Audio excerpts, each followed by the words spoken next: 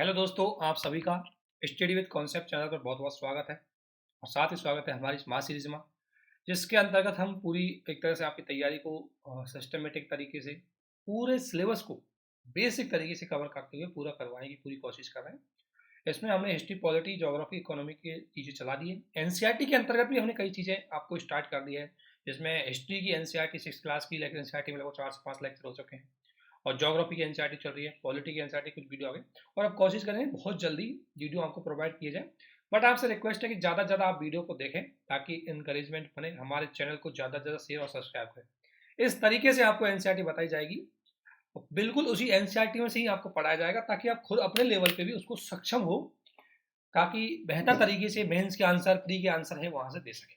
सबसे important part होता है प्रिपरेशन का, वो यही होता है कि एनसीईआरटी पढ़ते तो सभी लोग हैं, उनका यूज कैसे करना है, यूज वाला जो फैक्ट है वो सबसे ज़्यादा इंपॉर्टेंट होता है। और यूज करने के लिए आपको बहुत सारी चीज़ें पहले आनी चाहिए। किस तरीके से यूपीएससी, पीसीएस, अदर एग्जाम की डिमांड होती है वो आपको बहुत बेहतर तरीके से समझना चाहिए। और काफ़ी चीज़ें, काफ़ी वीडियो आपने देखे होंगे, हमने सिलेबस को प्रीवियस ईयर के क्वेश्चन के साथ विश्लेषण किया है, एनालिसिस किया है और आपको समझाने की पूरी कोशिश की है कि किस तरीके से एग्जाम में इस टॉपिक से क्वेश्चन आ सकते हैं। कुछ सिलेबस हमने समझाया, कुछ आप अपने लेवल पे उसको समझ सकते हैं, उसी आधार पर, जिस आधार पर हमने आपको समझाने की कोशिश की।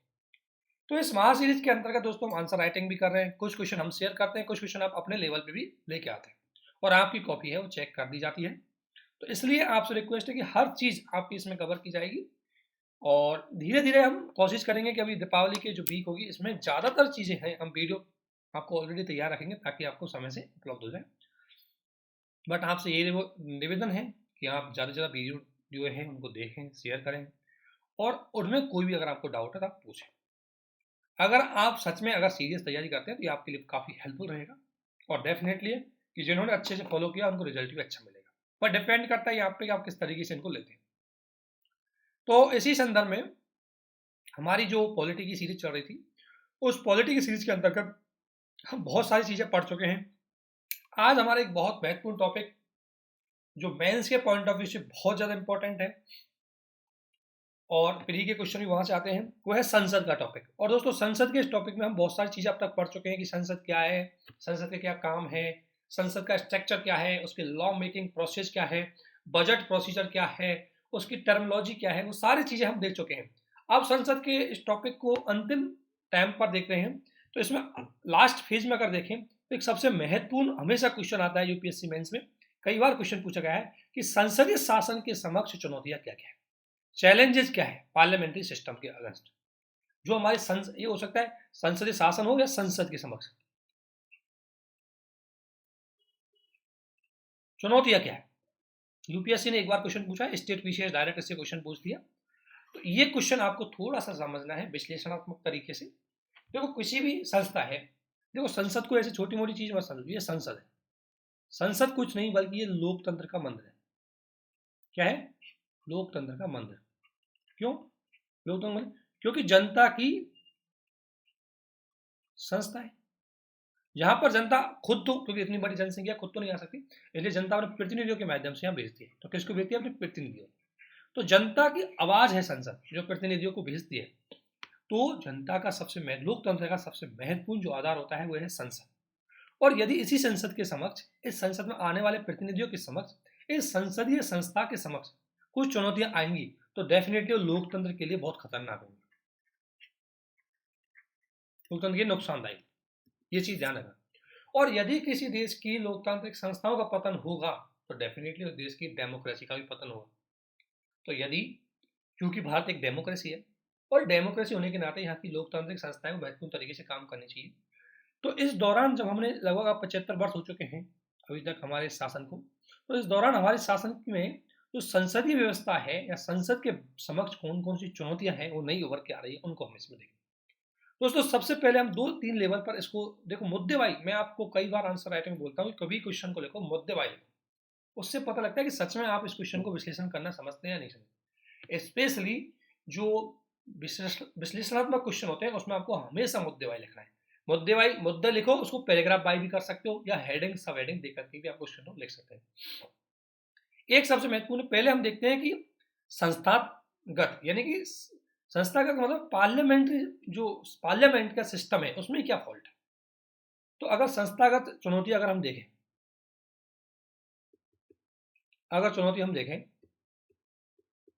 संस्थागत चुनौतियों में पार्लियामेंट की अगर स्ट्रक्चर को देखें, पार्लियामेंट की चीजों को, तो पहला तो ये दोस्तों कि पार्लियामेंट में इसकी बैठक है वो कम होती जा रही है।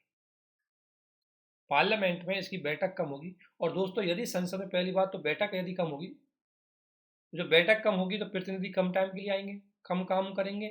इससे कानून प्रक्रिया है उसमें अच्छे से बहस नहीं होगी, इससे किसी मुद्दे पर चर्चा नहीं होगी, और इसकी वजह से जो जनता की जो प्रतिनिधि आवाज है वो यहाँ पर ज्यादा प्रेजेंट नहीं हो पाएगी। तो जब संसद अपनी बैठक ही नहीं करेगी जिस चीज के लिए संसद को बनाया गया है, तो तब तक डेमोक्रेसी को ये इम्प्रूवमेंट नहीं कर सकती। तो संसद की बैठक है वो कम होती जा रही है। और अगर आपको लगता है तो इसका आप एक डेटा ले सकते हैं दोस्तों। करंट की जो मैगजीन्स आती है या करंट की जो न्यूज आती है वो सिर्फ आपको फिगर देगी, और आपको फिगर मिलेगी। अगर आपने विजन की मैगजीन पढ़ा हो तो एक बार विजन मैगजीन में आया कि संसद का जो कार्यप्रणाली कम होती जा रही है, राज्यसभा की कार्यप्रणाली कम होती जा रही है, तो वहां उन्होंने फैक्ट दिया है कि इनका जो डिक्लाइन है, बैठकों का डिक्लाइन है, कम होता जा रहा है। अब वो जितना डेटा है वो आप वहां से कलेक्ट कर सकते हैं। अब यूज करना है कि संसद की बैठक कम होती जा रही है, जैसे पहले तो उसे कॉन्सेप्ट को समझाना है कि बैठक कम हो रही है तो इसका प्रभाव क्या है। तो प्रभाव यह है कि संसद का मुख्य काम है विचार विमर्श करना, परिचर्चा करना और कार्यपालिका को जवाबदेही करना। जब संसद बैठक ही नहीं कर पाएगी तो संसद ये काम नहीं कर पाएगी। तो इसलिए, और बैठक कम हो रही है, इसका एग्जाम्पल आप देख सकते हो कि 2014 में जो विधानसभा लोकसभा थी उसमें इतनी बैठक हुई थी, 2019 में इतनी हुई। ये आपको फैक्ट है वो बताने, ठीक है। ऑब्वियसली 2019 की विधानसभा में, लोकसभा में अभी बैठक कोविड की वजह से भी कम हुई है, तो वो एक फैक्ट हो सकता है। लेकिन सबसे बड़ी चुनौती हो रही है कि बैठक है वो कम हो रही है तुलनात्मक रूप से, ठीक है ना। दूसरा है कि सदस्यों की अनुपस्थिति।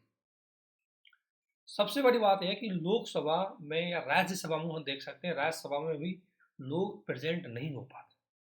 कोई महत्वपूर्ण विषय पर यदि क्या चल रहा है दोस्तों, कोई महत्वपूर्ण विषय जिस पे डिस्कशन चल रहा है, जिस पे वोटिंग चल रही है, और मान लें कोई महत्वपूर्ण विषय यह है कि जैसे एक्स नाम की कोई कंस्टिट्यूंसी है या लोकसभा क्षेत्र है, ठीक है ना। जैसे मान लेते हैं, मैं जयपुर का एग्जांपल दे देता हूँ। जयपुर लोकसभा क्षेत्र है और जयपुर लोकसभा क्षेत्र है तो उसका प्रतिनिधि यानी कि उसका एमपी कहाँ बैठा हुआ होना चाहिए, लोकसभा में। क्योंकि इस दिन जो बिल आया था वो ऐसा बिल है जो जयपुर को प्रभावित कर सकता है, और यदि उसी दिन उसका एमपी उस बिल के टाइम पर प्रेजेंट नहीं है तो उस जयपुर की जनता की क्या आवाज रखेगा। तो इसलिए यदि सदन में सदस्यों की अनुपस्थिति रहेगी तो भी संसदीय शासन अच्छी तरीके से काम नहीं कर पाएगा, क्योंकि जनता का जो प्रतिनिधि अगर उसकी जगह पहुंच ही नहीं पाएगा जिस चीज के लिए उसको भेजा है, तो क्या मुद्दे कर पाएगा, वो बहस नहीं कर पाएगा, चर्चा नहीं कर पाएगा, कार्यपालिका को जवाबदेही नहीं बना पाएगा, तो संसद अपने कार्य को ही नहीं कर पाएगी, ठीक है ना। और एक समिति, जो संसद की समिति है, क्योंकि संसद की समिति है वो एक महत्वपूर्ण होती है, जैसा कि मैंने आपको बता दिया। तो ज्यादातर विधेयक है उस समिति के पास भेजे नहीं जा रहे दोस्तों, एग्जैक्ट डेटा पता, लेकिन जो 2014 की और उससे पहले की जो हमारी लोकसभा थी उसकी तुलना में संसदीय समितियों के पास अब कम विधेयक भेजे जा रहे हैं। अर्थात इसका मतलब यह है कि कहीं ना कहीं जो संसदीय समितियां हैं, क्योंकि संसदीय समितियों में विशेषज्ञता होती है, वो थोड़ा सा राजनीतिक हितों को कम देखती है और थोड़ी सी पब्लिक हितों को ज्यादा देखती है। लेकिन ये बिल है वो बाईपास किए जा रहे हैं। जैसे फॉर एग्जांपल अगर कोई बिल आए, जैसे एग्रीकल्चर से रिलेटेड बिल आए थे, और यदि एग्रीकल्चर से रिलेटेड बिल में अगर उनको पार्लियामेंट्री कमेटी के पास भेजते, फिर वो कमेटी अपनी रिपोर्ट देती, रिकमेंडेशन देती, उसके बाद उन पर बहस होती, और उसके बाद यदि वो लागू होते तो उनको सरकार को संभव से वापस लेना नहीं पड़ता। तो यदि आप अच्छे से बहस करोगे, कमेटियों के पास भेजेंगे, कमेटी अपनी रिकमेंडेशन देगी, भाई ये फैक्ट सही है, ये गलत है, और कमेटी में सभी पार्टी के सदस्य होते हैं, तो फिर उसका विरोध भी नहीं होगा। तो ऐसी स्थिति में फिर वो बिल ज्यादा गुणवत्तापूर्ण हो जाएगा। तो अगर ये चीज रहेंगी, अगर किसी संसद की सबसे बड़ी चीज है कि संसद में खुद में ये कमी है कि उसके लोग ही उसके वहां प्रेजेंट नहीं हो रहे, तो ये जो कमी है ये है स्थायित्व को लेकर के, ये जो कमी है ये है शासनीय जो संस्थागत कमी है, ये संसद में खुद में कमी है। और दोस्तों अगर आपसे पूछे इनका प्रभाव क्या है, तो इनका प्रभाव यह है कि एक तो विधि की गुणवत्ता कमजोर हो जाएगी, ऑब्वियसली। जब लोग उस पर लोग बैठक ही नहीं कर पाएंगे, बहस ही नहीं कर पाएंगे, समितियों के पास वो बिल ही नहीं जा पाएगा, तो विधि की गुणवत्ता कम हो जाएगी। एग्जाम्पल हम देख सकते हैं, एक डायरेक्ट एग्रीकल्चर बिलों को वापस लेना एक बहुत बड़ी संसदीय विधि का हनन है, क्योंकि संसद जैसी संस्था ने अगर कोई कानून बनाया बाद में उसी को वापस लेना पड़ा तो उसका विश्वास कम हो जाता है, ठीक है ना। इसलिए हमेशा हमेशा कानून ऐसा होना चाहिए जो पब्लिक के हित के अकॉर्डिंग हो और जो विश्वसनीय, क्योंकि अगर संस्था कानून जो संसद है, जो कानून बनाने वाली संस्था है, यदि उसके कानून पे ही जनता का विश्वास उठ जाए तो फिर कभी डेमोक्रेसी सस्टेन नहीं कर पाएगी, कभी समाज की कोई व्यवस्था सस्टेन नहीं कर पाएगी, ठीक है ना। तो एक चुनौती ये होगी। हम इनके इफेक्ट बाद में देखेंगे, तो मैंने एग्जाम्पल के लिए दिया है आपको। तो इस तरीके से आपको दोस्तों समझ के विश्लेषण करना है, अदरवाइज मैं डायरेक्ट बता भी सकता था, ये कमी है, इनको देख लेना बस। दूसरा, संसदीय शासन व्यवस्था। ये संसदीय शासन व्यवस्था की सबसे बड़ी कमी होती है स्थायित्व का अभाव। दोस्तों आपको पता है 1989 से लेकर के 2014 तक भारत की संसदीय शासन की कमियां निकल के आई। उसका मेन कारण था कि सरकार बदल रही है और डेली सरकार बदलती थी, चुनाव होते थे, ज्वाइंट सरकारें बनती थी, वो डिसीजन नहीं ले पाती थी, क्योंकि संसदीय शासन मुख्य रूप से कार्यपालिका के डेली रेस्पॉन्सिबिलिटी पे टिका हुआ है। जब तक मंत्रिपरिषद को लोकसभा में बहुमत है तब तक सरकार है। सुबह अगर जैसे मान लिया श्याम की पीएम बना हुआ है, सुबह अगर लोकसभा के सदस्यों को लगता है हटा दो, सुबह हटा देंगे, यानी कि डेली अकाउंटेबिलिटी के आधार पर डिपेंड है। तो इसलिए इसमें हमेशा डर रहता है कि सरकार कब गिर जाए। ऑब्वियसली जिसको पूर्ण बहुमत मिलता है वहां तो कोई दिक्कत नहीं आती, लेकिन जिसको ज्वाइंट सरकार रहती है वहां हमेशा इसी भय में जीता है वो आदमी, वो सीएम पीएम जो भी है, कि कब सरकार गिर जाए। वो ढंग से कार्य नहीं कर पाएगा, उसका हमेशा ध्यान है वो अपनी सरकार बचाने में चला जाए। ये पार्लियामेंट्री सिस्टम की सबसे बड़ा फॉल्ट है, क्योंकि पार्लियामेंट्री सिस्टम ये स्थायित्व ज्यादा रहता है। इसमें अगर किसी पार्टी को पूर्ण बहुमत नहीं मिलता तो सरकार गिर जाती है। एग्जाम्पल आप देख सकते हैं 1989 से लेकर के 2014 तक कितने प्राइम मिनिस्टर बदले, और आप देख सकते हैं 2008 से लेकर 2009 से लेकर के ये 2005 से लेकर के 2014 तक जो मनमोहन सिंह के नेतृत्व में सरकार रही, डॉक्टर मनमोहन सिंह के नेतृत्व में, वो सरकार कितना गुणवत्तापूर्ण कार्य कर पाई।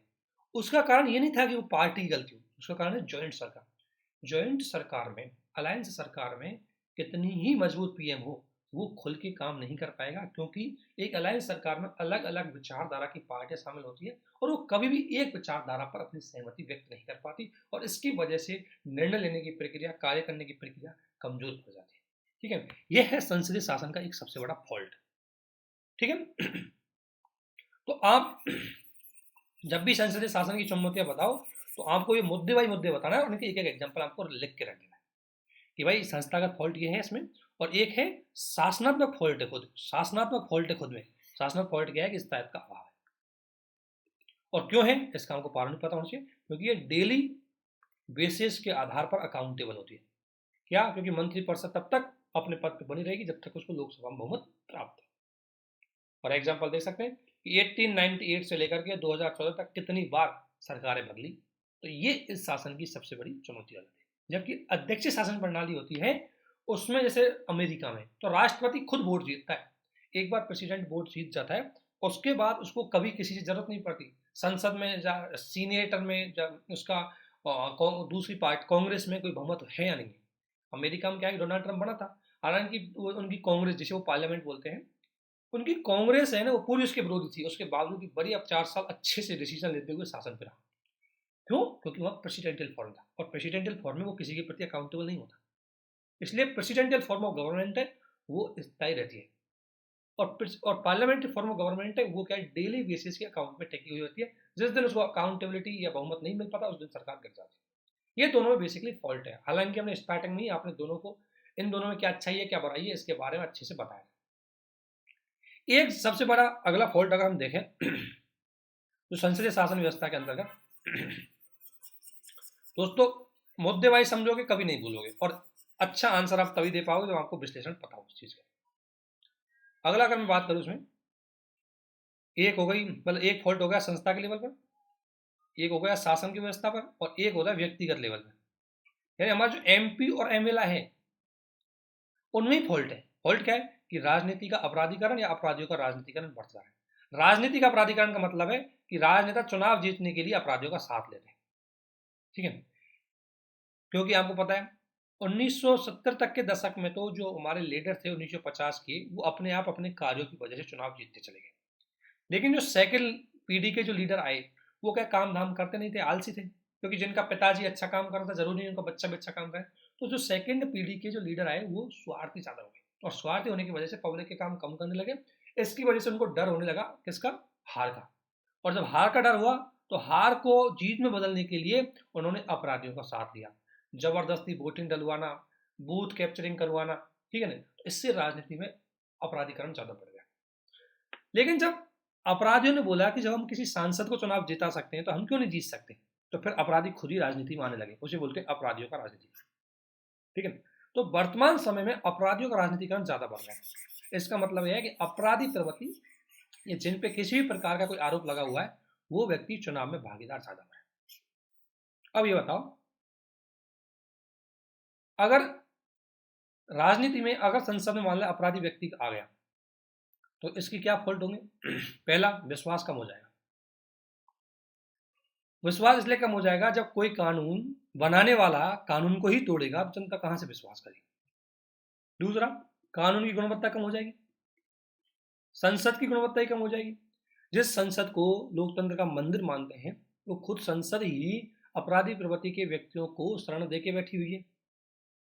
तो इस तरीके से संसदीय व्यवस्था, संसदीय संस्था, लोकतंत्र व्यवस्था का एकदम पतन होने लग जाता है। और अगर ये लोग अगर संसद में पहुंच जाते हैं और मान लें इनका बहुमत 50% पहुंच चुका है, तो इन कभी भी ऐसा कोई बिल पास नहीं होने देंगे जिससे इन पे कार्रवाई हो। और जब तक इन पे कार्रवाई नहीं होगी तब तक संस्था काम अच्छे से नहीं कर पाएगी। तो एक फॉल्ट ये है, इसका डेटा आप देख सकते हैं, ये लिखा हुआ है।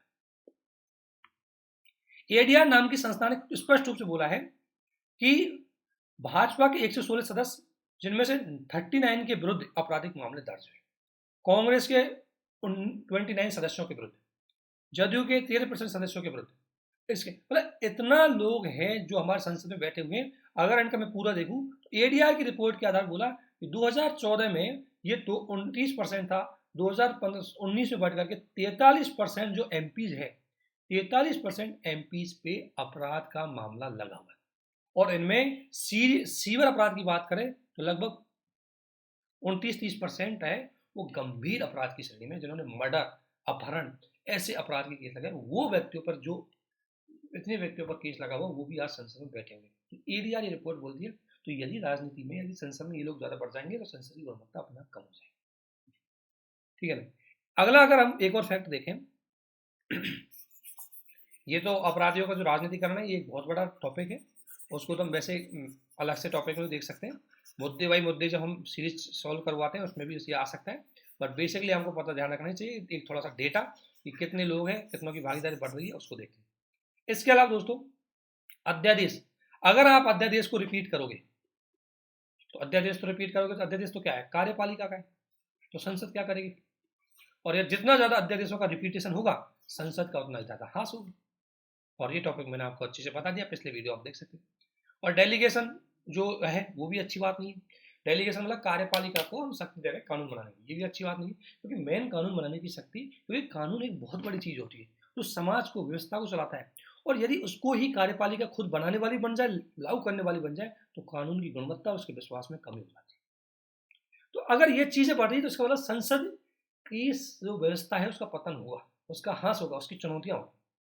और सबसे बड़ी बात, अध्यक्ष, ये अध्यक्ष ने सबसे ज्यादा संसद की जो सम्मान है उसको कराया। अध्यक्ष के द्वारा जो दल बदल कानून पर डिसीजन दिया जाता है, जो विशेष अधिकारों के मामले पर जो डिसीजन दिया जाता है, और जो धर्म विधेयक के मामले पर जो डिसीजन दिया जाता है, ये पूरा बात पक्षपातीपूर्ण होता है।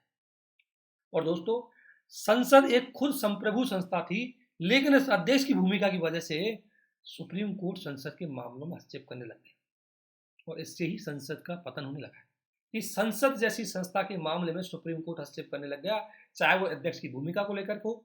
सबसे बड़ा कारण है वो अध्यक्ष की भूमिका को लेकर। तो यदि किसी संस्था के, जो सबसे बड़ी स्थिति है कि किसी संस्था की व्यवस्था में अगर कमी निकलने लग जाए तो उसका धीरे धीरे डिक्लाइन होने लग जाता है। तो वर्तमान समय में संसद की ये चुनौतियां हैं। अगर आपसे क्वेश्चन पूछा जाए तो इन चुनौतियों को आपको बताना है, एक एक पॉइंट वाइज, तब जाके अगर मुद्दे वाइज बताएंगे, छोटा सा उसका इफेक्ट बता करके एग्जाम्पल दे देंगे, आपका क्वेश्चन बेस्ट हो जाएगा आंसर। ये चीज आपको हमेशा याद रखनी है। अर्थात अगर इसको पूरा थोड़ा समरी करूं मैं, तो अर्थात ये कि देखो, जब भी अगर आपसे पूछा जाए कि संसद का पतन कैसे हो रहा है, तो संसद का पतन मतलब ये है कि उसकी कार्य प्रणाली पतन हो रहा है। जैसे संसद का मेन काम क्या है भाई, विधि निर्माण, ठीक है ना। तो अगर विधि निर्माण में गुणवत्ता नहीं आएगी उस पर बहस नहीं होगी, उस पर परिचर्चा नहीं होगी और उसमें विपक्ष को महत्वपूर्ण भूमिका निभाने नहीं दिया जाएगा तो विधि की गुणवत्ता गिर जाएगी। तो अगर ये चीज कम हो रही है इसका मतलब संसद का पतन। दूसरा है कार्यपालिका का जवाबदेही बनाए रखना। तो कार्यपालिका की जवाबदेही बनाए रखने में ही जैसे अगर विश्वास प्रस्ताव है, अविश्वास प्रस्ताव है, प्रश्न है, इनके माध्यम से, लेकिन ये तभी जब व्यक्ति उसमें प्रेजेंट रह पाएंगे, कंटिन्यू सरकार से क्वेश्चन करेंगे, तभी कार्यपालिका की जवाबदेही बनाए रखेंगे। लेकिन वो कम हो रहा है, बहस ही कम हो रही है, तो इससे भी हम कह सकते हैं कि संसद है उसका हाथ होने लग रहा है। तीसरा, जनता की आवाज। इसको जनता की आवाज के रूप में माना जाता है, लेकिन जनता की आवाज पहुंचाने वाले लोग ही अपराधी हैं, और जो आते हैं, जो अपराधी नहीं है वो प्रेजेंट नहीं होते, और जो प्रेजेंट होते हैं वो परिचर्चा नहीं करते, तो फिर क्या काम की? ऑब्वियसली जनता की आवाज ही नहीं बन पाती। तो जो जिस काम के लिए हमने संसद को बनाया गया, अगर वो कामों में ही कमी होने लग जाए तो उसे ही बोलते हैं संसद का ह्रास। और ह्रास इसलिए हो रहा है क्योंकि ये कारण है जो आपको मैंने अभी कारण बताया, ठीक है ना। तो इस आधार पर एक क्वेश्चन अगर आपको दिया जाए तो उसको लिखने की पूरी कोशिश करना। एक क्वेश्चन देता हूँ दोस्तों, यही क्वेश्चन है जो यूपीएससी पूछती है, स्टेट पीसीएस पूछती है, और यही कारण है कि बहुत सारे दोस्तों को जीएस 2 में क्वेश्चन समझ में नहीं आता। जीएस 2 का क्वेश्चन, आप जीएस 3 की बात करोगे, जीएस 3 बहुत सारी चीजें फैक्चुअलिटी होती है, उनका आंसर देना कोई बड़ी बात नहीं है, लेकिन जीएस 2 के क्वेश्चनों को आंसर देना में थोड़ी दिक्कत आती है। और जीएस 2 का पूरा जो पोर्शन होता है मोस्टली आपके विश्लेषणात्मक क्षमता को चेक करते हैं, इसलिए ज्यादातर आपने देखा होगा कि चाहे कितना ही बड़ा टॉपर हो उसके जीएस 2 में सामान्य नंबर कम आते हैं। जिनका ऑप्शनल होता है वो सामान्य मान लेते हैं, लेकिन जिनके सामान्य जिनका ऑप्शनल नहीं होता वो अच्छे नंबर नहीं ला पाते, 100 से नीचे ही हर बार रह जाते हैं। तो इसलिए दोस्तों ये रिक्वेस्ट है कि जीएस 2 की जो विश्लेषणात्मक क्षमता है उसको पढ़ो, ये प्री में बहुत महत्वपूर्ण रहेगी, मेंस में महत्वपूर्ण रहेगी। और अगर आपका क्वेश्चन देखें, आप क्वेश्चन, तो क्वेश्चन लिखना है कि वर्तमान संसदीय व्यवस्था के समक्ष उत्पन्न चुनौतियों ने संसदीय शासन का ह्रास किया है, से उदाहरण समझाइए। यूपीएससी कह सकती है कि इसकी टर्म बदल सकती है, लेकिन उस क्वेश्चन का आंसर यही रहेगा जो इस क्वेश्चन का आंसर है। तो ये एक क्वेश्चन दोस्तों, इसको आप डे 12 में काउंट कर सकते हैं, हालांकि 2 क्वेश्चन हमने और दिए उनको भी काउंट कर सकते हैं। ये क्वेश्चन है, इसको हम वैसे भी क्वेश्चन के रूप में हमारी डेली आंसर राइटिंग शेयर करेंगे, लेकिन जो इस वीडियो को देख रहे हैं उनको मैं बता रहा हूँ क्योंकि मैंने ये क्वेश्चन का आंसर अभी आपको बता दिया है, तो आप इसके आधार पर इस क्वेश्चन का आंसर देना है। अब इस एक क्वेश्चन ये हो गया, ठीक है ना, 6 उदाहरण सहित आपको अच्छे समझाना है, 2.5 से वर्ष में ये क्वेश्चन लिखना है, 15 नंबर का होगा। अगर आपने मैंने जिस तरीके से समझा उस तरीके से किया तो आप 8 से 9 नंबर तक, 8 से 9 नंबर जीएस में बहुत अच्छे माने जाते हैं, तो अगर 9 नंबर तक भी आप इस क्वेश्चन में पहुंच सकते हैं अगर अच्छे से आपने इसको प्रेजेंट किया है। तो इस क्वेश्चन को जो दोस्त मेरे इस वीडियो को देखें उस क्वेश्चन को जरूर लिखें। एग्जाम्पल आप थोड़ा सा खुद ढूंढ लें, कुछ एग्जाम्पल हमने यहाँ बताइए आपको, उनको भी आप यूज कर सकते हैं, ठीक है ना। तो एक क्वेश्चन है, इस क्वेश्चन के साथ आपको जरूर ये चीजें करनी है, ठीक है ना। अब एक टॉपिक हमने पढ़ लिया कि संसदीय व्यवस्था है। अब दोस्तों अगर हम थोड़ा सा और आगे बढ़े, एक ये तो थोड़ा सा आप जानते हैं हाफ एन आवर का डिस्कशन कैसे होता है, और जो सदन की बैठक के अंतिम आधे घंटे होते हैं वो विचार विमर्श के लिए रखा जाता है, और कोई क्वेश्चन जो स्टार क्वेश्चन और अनस्टार क्वेश्चन से छूट जाता है उस क्वेश्चन को हम इसके दौरान चर्चा कर लेते हैं, और ये 3 बार होता है, सोमवार, बुधवार और शुक्रवार, ठीक है। और सूचना स्वीकार करने की चर्चा अनुमति प्रदान करता है। अगर कोई सार्वजनिक महत्वपूर्ण मुद्दा है तो स्पीकर या चेयरमैन ऑफ राज्यसभा ये परमिशन देते हैं कि भाई अब आप कोई क्वेश्चन पूछ सकते हैं, डिस्कशन कर सकते हैं। तो ये तो है उसकी एक शब्दावली जो प्री के लिए आपको महत्वपूर्ण है। एक क्वेश्चन जो मेंस के लिए आपका बनेगा दोस्तों, इसको जरूर याद रखना, इतना तो डेटा आपको मिलेगा नहीं, इतना डेटा इसमें शेयर किया गया है। क्वेश्चन हमेशा यूपीएससी ने पूछा था, स्टेट पीसीएस इसको बहुत पूछते हैं मेंस में, कि हमारी संसदीय व्यवस्था हमारे समाज को रिप्रेजेंटेटिव करती है, या कह सकते हैं कि संसद है समाज का एक आईना है, से उदाहरण इसको समझाइए कि संसद किस तरीके से समाज को बताती है। तो वही है कि हमारी संसद के जो सामाजिक और शैक्षणिक पृष्ठभूमि उसको यहाँ समझते हैं। ये क्वेश्चन बन सकता है, इसके फैक्ट भी दिए गए, इन फैक्टों को अच्छे से याद कर लेना, ये आपके लिए सबसे महत्वपूर्ण। ठीक है, तो अगर संसद की हम शैक्षणिक और सामाजिक पृष्ठभूमि देखें, क्योंकि दोस्तों संसद, देखो थोड़ा समझो इसकी पृष्ठभूमि, तभी आप इसको अच्छे से कर पाएंगे। हो सकता है कि टाइम लग जाए, लेकिन चीज को अच्छे से समझना है। जो दोस्त इस वीडियो को देखे उनको डेफिनेटली इसका फायदा जरूर होना चाहिए। तो दोस्तों जैसे हम बात करते हैं लोकतंत्र की, क्या है भाई असली हम पढ़ रहे हैं यहाँ, वो है डेमोक्रेसी। क्या है डेमोक्रेसी? भारतीय डेमोक्रेसी, इंडियन डेमोक्रेसी बात करें। और डेमोक्रेसी में दो चीज होती है, एक यानी लोक यानी जनता, और तंत्र यानी व्यवस्था। ठीक है, जनता और व्यवस्था, यानी कि जनता का मतलब यह है कि जनता को उसके अधिकार, उसकी स्वतंत्रता, उसका गरिमापूर्ण जीवन, है ना, उसको न्याय, उसका कल्याण, यही तो है लोकतंत्र में। जनता यही चाहिए भाई, जनता का शासन, मेरे को मेरी चीजें जो चाहिए मुझे वो होनी चाहिए। और व्यवस्था, इनको पूरा करने के लिए जो व्यवस्था होती है, कार्यपालिका, विधायिका, न्यायपालिका, वो व्यवस्था। तो इस व्यवस्था में जो व्यवस्था है, जैसे संसद, संसद भी इसी में से एक है। तो चूंकि संसद है, वो संसद किसका प्रतिनिधित्व करती है? जनता का, यानी जनता किसमें रहती है? समाज का। तो जनता जिस पृष्ठभूमि की होगी, संसद भी उसी पृष्ठभूमि की होगी। जनता की जो आवश्यकताएं होंगी, संसद की वो आवश्यकताएं होंगी। जनता का जो स्ट्रक्चर होगा, समाज का जो स्ट्रक्चर होगा, संसद का वो स्ट्रक्चर होगा। क्योंकि संसद व्यक्ति विशेष का नहीं, बल्कि समाज का भी प्रतिबिंब करती है, सामाजिक व्यवस्था को भी रिप्रेजेंटेटिव करती है। तो इसलिए सामाजिक व्यवस्था को यदि रिप्रेजेंटेट करेगी, तो इसलिए संसद की सामाजिक व्यवस्था को हम देखते हैं। और इसकी सामाजिक व्यवस्था किस प्रकार से होगी कि जो संसद के सदस्य हैं उनका चुनाव जनता के द्वारा किया जाता है। तो जनता की जो व्यवस्था होगी वो संसदीय व्यवस्था के अंतर्गत दिखाई देगी।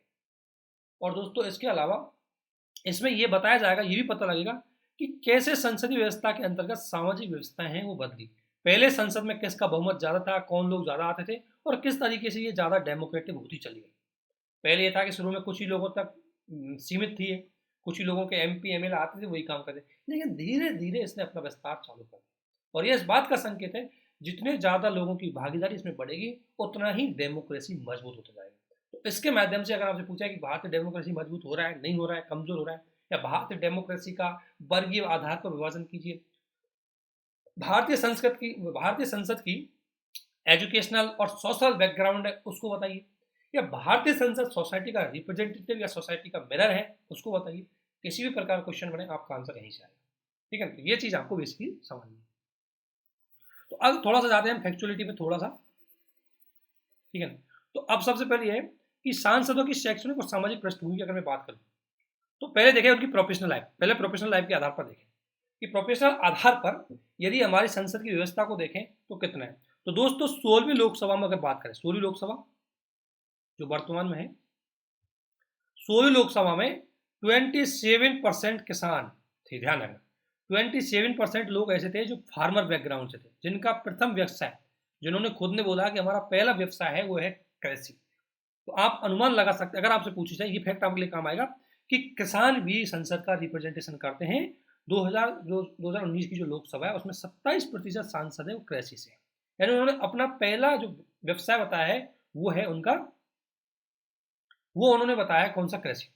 और 24% ने बताया कि भाई मेरा काम है, 24% लोग कहते हैं कि मैं सोशल सर्विस करता हूँ, मेरा पॉलिटिकल सर्विस करता हूँ, ये है। तो 24% लोगों को क्या है? जिनका तो मेन टारगेट यही राजनीति। ठीक है, ऑब्वियसली राजनीति है कि जिनका सोशल सर्विस है, तो समाज, यानी कि संसद में समाज की सेवा करने वाले लोग, संसद में किसानों की पृष्ठभूमि वाले लोग, अगर सभी लोग आएंगे तो उनकी बातें रखी जाएगी, सभी वर्गों का बैकग्राउंड वहां पर होगा, उनका रिप्रेजेंटेशन वहीं होगा, वही तो डेमोक्रेसी है। इसके अलावा 15वीं लोकसभा के अगर डेटा देखें हम, और 20% लोग इंडस्ट्रियलिस्ट हैं। ध्यान रखना, ये डेटा बहुत इंपॉर्टेंट है। 27% लोग तो फार्मर बैकग्राउंड से हैं, 24% लोग हैं, ये मैं बताता हूँ कैसे दिखाना आपको। 27% हो गए एग्रीकल्चर से, 24% हो गए सोशल सर्विस से, और 20% हो गए उद्यमी, यानी कि इंडस्ट्रियलिस्ट। अब इसमें यदि अगर इंडस्ट्रियलिस्ट आ रहे हैं तो ये इस बात का संकेत है कहीं ना कहीं हमारी यहाँ पैसे की ज्यादा वैल्यू चला होगा। क्योंकि इंडस्ट्रियलिस्ट की एक बात ये भी है, थोड़ा सा इसमें हम पूरा इसको नेगेटिव नहीं दे सकते, क्योंकि कई उद्योगपति सामाजिक सेवा अच्छी करते हैं, और दूसरी बात दोस्तों, उद्योगपतियों की भी संसद में भागीदारी होनी चाहिए, क्योंकि ये हमारी इकोनॉमी के आधार होते हैं, इनकी बात भी वहाँ रखी जानी चाहिए।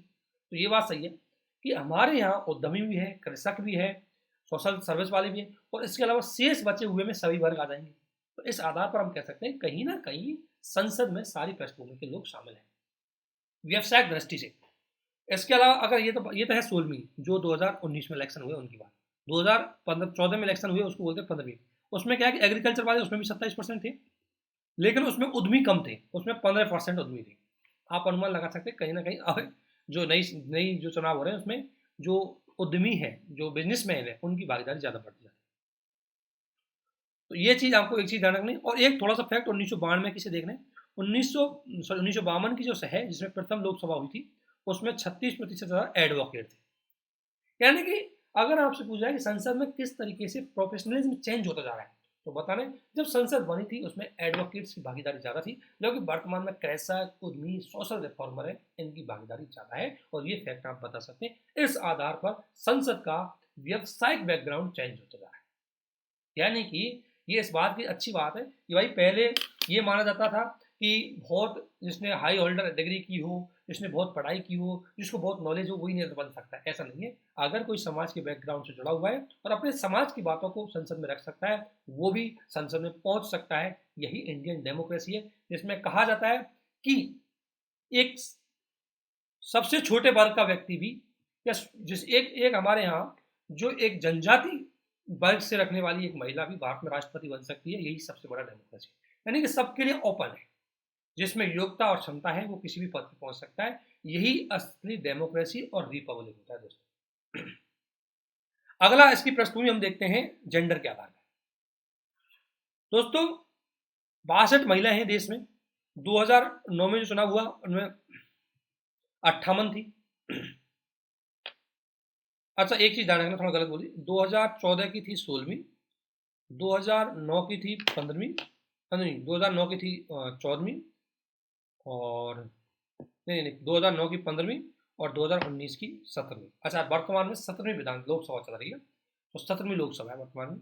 तो जो ये 543 जो सांसद है वर्तमान में, ये देश के इतिहास में किसी भी संसद में चुनी गई सबसे ज़्यादा हमारे यहाँ सांसद है वर्तमान में। लेकिन अभी भी इनका परसेंटेज कम है, लगभग 14% दोस्तों। अब आप अनुमान लगा सकते हैं कि जो महिलाएं परिवार का 50% हिस्सेदारी रखती है समाज की, उनकी भागीदारी 14% है। तो ये सही बात नहीं है। तो इसको भी बढ़ाने पर हमें काम करना है। तो जेंडर के आधार पर अगर हम देखें तो कहीं ना कहीं महिलाओं की भागीदारी कम है, लेकिन फिर भी इस बात का संकेत दुनिया में सांसद है उनमें सबसे ज्यादा सांसद भारतीय महिला है। इसके अलावा एज के आधार पर देखें हम थोड़ा सा, तो 543 में 16वीं लोकसभा में 543 में से 47 सदस्य है जिनकी आयु 55 वर्ष से अधिक है। 55 वर्ष, और 15वीं लोकसभा में इनका 43%। यानी कि मेन कारण यह है कि जो हम बोलते हैं तो 15वीं लोकसभा की तुलना में 16वीं लोकसभा में 55 वर्ष से अधिक आयु यानी कि सीनियर लोग ज्यादा है। ये इस बात का संकेत है थोड़ा सा। और अभी भी युवा लोग भी ज्यादा है, 40% से कम है, वो लगभग 30% है, वो 40% से कम उनकी एज है। तो इस बात का संकेत है कि हमारी जो संसद है वो बहुविविधतापूर्ण है, उसमें युवा भी है, उसमें वृद्ध भी। जहाँ क्योंकि युवा जहाँ इनिशिएटिव ले सकते हैं, सीनियर है जो सीनियर सिटीजन है या 60 से अधिक है, उनका एक्सपीरियंस इसमें काम है। एजुकेशनल बैकग्राउंड देख सकते हैं। अब शिक्षित लोगों की भागीदारी और ज्यादा बढ़ रही है। 75% लोग हैं वो डिग्री वाले हैं। 15वीं लोकसभा में 79% डिग्री वाले थे। ये तो अप डाउन होता रहता है, लेकिन आपको लगना है कहीं ना कहीं हमारी जो लोकसभा है उसमें ऐसी बात नहीं है, डिग्रीदारी ज्यादा बढ़ते जा रही है, और डायरेक्ट रेट की डिग्री है वो बढ़ती जा रही है, मतलब वो डॉक्टर वाली डिग्री, पीएचडी वाली। वर्तमान जो विधानसभा है दोस्तों, वर्तमान जो लोकसभा है वो 17वीं लोकसभा है, ये कंफर्म कर लेना। जिसमें आप कह सकते हैं कि 267 की बेसिक सा फैक्ट दिया है कि संसद की औसत आयु 54 वर्ष है, इनमें शिक्षित लोग इतने हैं, महिलाएं हैं वो काफ़ी इसमें भागीदार है। तो ये बेसिक सा आपको मैं बता रहा हूँ कि शैक्षणिक, सामाजिक, जातिगत आधार पर क्या क्या भागीदारी है वो स्पष्ट रूप से इसमें लिखी गई है, मैंने पूरी इसमें बताई गई है। तो ये एक एक चीज़ है जो आपको अच्छे से देखनी, ठीक है ना। तो इस तरीके से आप क्वेश्चन को समझ सकते हो। अब इसके अलावा सबसे बड़ी बात है कि भारतीय संसद में एक सबसे बड़ा फॉल्ट आ रहा है, वो है जो ये अपराधी प्रवृत्ति के, तो उनका डेटा मैंने बता दिया, एडीआर रिपोर्ट है वो बात करती है। अगर बात करें 2014 में तो 43% था, और 2000 अगर बात करूँ 19 में तो ये 2014 में 29% था, 2019 की जो संख्या है उसमें 43% हो गया, बढ़ गया है। पहले ये थी 2014 की जो लोकसभा थी उसमें जो अपराधी प्रवृत्ति की जिन पे आपराधिक आपत्ति वो लगा हुआ है उनकी संख्या थी 29 और वर्तमान में हो गई 43। इस बात का संकेत है कि अपराधी प्रवृत्ति के जिन पे अपराध लगा है उनकी भागीदारी ज्यादा बढ़ रही है। ये एक अलग से टॉपिक है, राजनीति का अपराधीकरण। इसको कभी स्पेशल टॉपिक के अंदर हम डिस्कशन करेंगे। इसके बहुत सारे कारण हैं कि क्यों बढ़ रहा है, किस तरीके से बढ़ रहा है, क्या इसके कारण है, क्या इसके समाधान कर सकते हैं, सुप्रीम कोर्ट ने क्या सुधार किए हैं, वो सारी चीजें यहाँ पर आ सकती हैं। तो दोस्तों इस तरीके से अब इसमें एक चीज और देखते हैं हम थोड़ा सा कि एक धर्म के आधार पर देखें अगर हम थोड़ा सा फैक्ट है, धर्म के आधार पर फैक्ट है, 1 मिनट इसको मिटा लेते हैं। कुल मिला के ये कि जब भी आपके पास क्वेश्चन आए कि भारतीय संसद सामाजिक पृष्ठभूमि का प्रतिबिंब करती है, भारतीय संसद की सामाजिक शैक्षणिक पृष्ठभूमि बताइए, किसी भी तरह क्वेश्चन आपसे स्टेट पीछे से पूछा जा सकता है, तो ये क्वेश्चन आपको अच्छे से ध्यान रखना है। तो अब इसमें ये फैक्ट देखें अगर धर्म के आधार पर, तो ये बात सही है कि भारत में 90% है लोकसभा में वो हिंदू धर्म से है, और जो मुसलमान हैं उनकी संख्या बढ़ी है 2019 की जो विधान लोकसभा है उसमें। तो ऑब्वियसली इनकी भागीदारी बढ़ना अच्छी बात होती है कि समाज के अल्पसंख्यक वर्ग है उनको भागीदारी मिले। जाति के आधार पर अगर देखें तो मध्य जातियों की जो पहले मिडिल वर्ग है उसकी संख्या घटी है, अब इनकी संख्या 14.2% है। उच्च जातियों की संख्या 28% है, जो 1952 में ज़्यादा थी, अब कम हो गई। ठीक है ना। अगर भाजपा और कांग्रेस की तुलना करें तो 300, ये तो बेकार में चीज़ें, इनको छोड़ दो। तो मेरा कहने का मतलब ये है कि जब भी क्वेश्चन आए इस प्रकार का आपका, तो डेफिनेटली इन चीज़ों को आपको अच्छे से देखना पड़ेगा। तो ये था संसद की चुनौतियां, संसद का सामाजिक शैक्षणिक दृष्टिकोण। अब एक इंपॉर्टेंट टॉपिक होता है, बहुत ही ज्यादा इंपॉर्टेंट, और वो है पार्लियामेंट्री प्रिविलेज।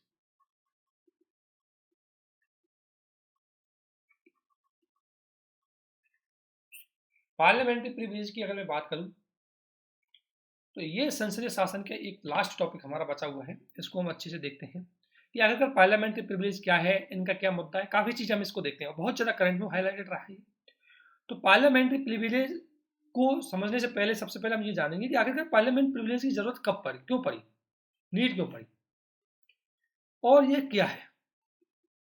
इसके अलावा इनकी वर्तमान स्थिति देखेंगे, इनके विवाद देखेंगे, ठीक है, और इनके कुछ समाधान भी हम देखेंगे। ये है पार्लियामेंट्री प्रिविलेज से रिलेटेड चीजें। और दोस्तों पार्लियामेंट्री प्रिविलेज को अगर हम देखें तो कई बार क्वेश्चन इसका यूपीएससी ने पूछा है, स्टेट पीसीएस ने भी पूछा है, और मेंस में भी पूछा है, प्रीलिम में पूछा है। लेकिन सबसे बड़ी बात है कि जैसे क्वेश्चन आता है मेंस में तो अच्छे से आंसर हम दे नहीं पाते, क्योंकि बहुत हम जनरल लैंग्वेज में उसका आंसर दे देते हैं। तो इसलिए थोड़ा सा अगर आप अपनी क्षमता को बढ़ाएंगे, थोड़ा सा प्रैक्टिस करेंगे, विश्लेषणात्मक एनालिसिस करेंगे कॉन्सेप्ट को ज़्यादा, तो अच्छे से इसका कर पाएंगे। सबसे पहले देखते हैं पार्लियामेंट्री प्रिविलेज का मतलब क्या है। पार्लियामेंट्री प्रिविलेज का मतलब कि पार्लियामेंट के जो सदस्य हैं उनको कुछ विशेष अधिकार दिए जाते हैं ताकि वो बेहतर तरीके से जनता के रिप्रेजेंटेटिव के रूप में काम कर सके। क्योंकि दोस्तों कोई एमपी है, तो एमपी को अगर हम प्रिविलेज दे रहे हैं, मेंबर ऑफ पार्लियामेंट को प्रिविलेज दे रहे हैं, इसका मतलब यह है कि लगभग 20 लाख जो जनसंख्या का रिप्रेजेंटेशन कर रहा है, उनकी वजह से उसको प्रिविलेज दे रहे हैं। तो क्योंकि वो 20 एक आदमी नहीं है, वो 20 लाख जनसंख्या का रिप्रेजेंटेटिव, इसलिए उसको प्रिविलेज देना जरूरी है। ठीक है। तो पार्लियामेंट्री प्रिविलेज, वो जो पार्लियामेंट्री सदस्य है, चाहे विधानसभा का है, चाहे लोकसभा का है, राज्यसभा का, किसी का भी है, उसको पार्लियामेंट की मर्यादाएं और बेहतर गुणवत्ता बनाए रखने हेतु उसको विशेष अधिकार दिए जाते हैं, उनको संसदीय विशेष अधिकार बोला जाता है। एक चीज ध्यान रखना, इनको कहीं डिफाइन नहीं किया गया, डिफाइन नहीं है, ये तो सबसे बड़ी विवाद है इसमें। ठीक है। अब दूसरा मुद्दा ये आता है इनकी जरूरत क्या है। तो सबसे महत्वपूर्ण इनकी नीड क्या है, आवश्यकता क्यों जोड़ा गया। तो ये सबसे एक महत्वपूर्ण चीज है, इसको आपको अच्छे से समझना है, यही क्वेश्चन बनता है और यहीं से आपको क्वेश्चन को आंसर देने में इसका रोल होता है। पहला अगर देखें इसका, तो पहला है कार्यपालिका पर नियंत्रण। दोस्तों संसदीय शासन व्यवस्था है, उसका मेन कारण है कार्यपालिका को जवाबदेही बनाना। कार्यपालिका को जवाबदेही बनाए रखना। लेकिन यदि हम बात करें जो संसद के सदस्य है वही कार्यपालिका को जवाबदेही बनाए रखेंगे, और कार्यपालिका मतलब सरकार। और आपको पता है शक्ति की अगर बात करें तो सरकार के पास ज्यादा शक्ति होती है, पुलिस इसके पास होती है, सीबीआई इसके पास होती है, सब चीज इसके पास होती है। तो यदि संसद के सदस्यों को विशेषाधिकार नहीं देंगे तो सरकार हो सकता है कि संसद के सदस्यों को फंसा दे किसी काम में। सीबीआई आजकल आपको पता है बहुत ज्यादा चल रही है, इसलिए संसद के सदस्यों को कुछ विशेषाधिकार दिए गए हैं कि सदन की कार्रवाई से 40 दिन पहले और 40 दिन तक बाद इन पर कोई कार्रवाई नहीं की जा सकती। तो संसद के सदस्य बेहतर तरीके से कार्यपालिका पर कंट्रोल कर सके, कार्यपालिका अपनी शक्तियों का दुरुपयोग नहीं कर सके, इसके लिए इनको विशेष अधिकार दिए गए। ठीक है, एग्जाम्पल दे सकते हैं भाई, सीबीआई, पुलिस, ये सारी चीजें सरकार के पास होती है और इनका मिसयूज ना हो इसलिए संसदों के ऊपर, सांसदों के ऊपर, इसलिए इनको विशेषाधिकार दे दिए गए। ठीक है। दूसरा, शक्तियों का पृथक्करण के लिए। शक्तियों का पृथक्करण कैसे दोस्तों, आपको बताया, कार्यपालिका, विधायिका और न्यायपालिका। इसका मतलब यह है कि अगर ये कार्यपालिका, विधायिका अगर अपना काम करेगी, यानी कि संसद संसद अपना काम करेगी, तो उसके मामले में किसी अन्य का हस्तक्षेप नहीं होना चाहिए। तो इसलिए इनको ये अधिकार दिए गए हैं कि इनके किसी मुद्दे पर कोई परिचर्चा हो रही है संसद में, किसी प्रकार की वार्ता हो रही है, तो उस पर न्यायपालिका कोई क्वेश्चन नहीं कर सकती। ठीक है, तो इसलिए दिए गए। दूसरा, जन इच्छा की अभिव्यक्ति। दोस्तों, हम डेमोक्रेसी में रह रहे हैं और डेमोक्रेसी में जनता सर्वोच्च है और जनता डायरेक्ट कहाँ गई है, अपनी संसद में। तो भाई जनता को विशेष अधिकार होना चाहिए, तो संसद को विशेष अधिकार इसलिए दिया गया क्योंकि जनता का रिप्रेजेंटेशन करती है। तो जनता की इच्छाएं, जनता की आवाज, जनता की रिप्रेजेंटेशन होने के नाते सांसदों को विशेष अधिकार होना चाहिए, क्योंकि एक सांसद 20 लाख जनसंख्या का, कम से कम 10 लाख जनसंख्या, 20 लाख जनसंख्या का रिप्रेजेंटेशन करता है। तो इस नाते उसकी जिम्मेदारी है, तो उसको ज्यादा अधिकार होना चाहिए क्योंकि 20 लाख लोगों की ओर से बोलेगा। ठीक है ना। इसके अलावा आपको बात करें तो संसदीय कार्यों का संचालन करने के लिए, जैसे आपको बताया कि संसद के भी अपने कार्य होते हैं, विधि निर्माण कार्य है, कार्यपालिका पर नियंत्रण का कार्य, जवाबदेही बनाने का कार्य, या किसी प्रकार की विधि बनाने का कार्य। तो संसद के सदस्यों के पास या संस्कृत पार्लियामेंट के पास इतने तो अधिकार होने चाहिए कि वो किसी को विधि के लिए बुला सकते हैं, डिस्कशन कर सकते हैं, अगर कोई विधि को फॉलो ना करे तो उसका कार्रवाई कर सकते हैं। इसलिए संसदीय कार्यवाही, संसदीय नियम और प्रणाली अच्छे से संचालित हो, इसलिए भी इनको दिए गए विशेष अधिकार। दूसरा, कार्यपालिका को जवाबदेही बनाने की, और सबसे महत्वपूर्ण जो काम है संसद का, वो है विधि को इफेक्टिव करने की, विधि को इफेक्टिव बनाने के लिए। दोस्तों, विधि निर्माण की प्रक्रिया, अब विधि निर्माण में संसद, कहीं पर संसद के सदस्य हैं वो बहस करते हैं तो खुल के बहस करेंगे, उसको लेकर के न्यायपालिका कोई क्वेश्चन नहीं करेगी। क्यों? क्योंकि खुल के जितनी ज्यादा बहस करेंगे, ओपन बहस होगी, ओपन डिस्कशन होगा, उतनी ही कानून में इफेक्टिविटी आएगी, क्योंकि डिस्कशन से ही चीजें निकलती हैं। दूसरी बात, अगर किसी संसद को लगता है कि हमें किसी को बुलाना है, कि वो इसका हमें उससे किसी से डेटा लेना है, किसी से चीजें लेनी है, किसी के केस स्टडी करनी है, तो उनको कोई नहीं रोक सकता, उनको फुल अधिकार होता है। ठीक है, इसलिए। और तीसरा, उसकी विधि निर्माण की प्रक्रिया में कोई कार्यपालिका सदस्य किसी प्रकार की बाधा नहीं पहुंचा सकता, इसलिए उनको अधिकार होना जरूरी है। तो जब भी आप विशेष अधिकार से जुड़ा हुआ क्वेश्चन का आंसर दो, तो इन मुद्दों को जरूर लिखना है कि इनकी वजह से हमें ये चीज बनाए रखना बहुत जरूरी है। जब भी आप बैकग्राउंड बनाओ, स्टार्टिंग करो, तो ये पॉइंट आपको जरूर विश्लेषण करना।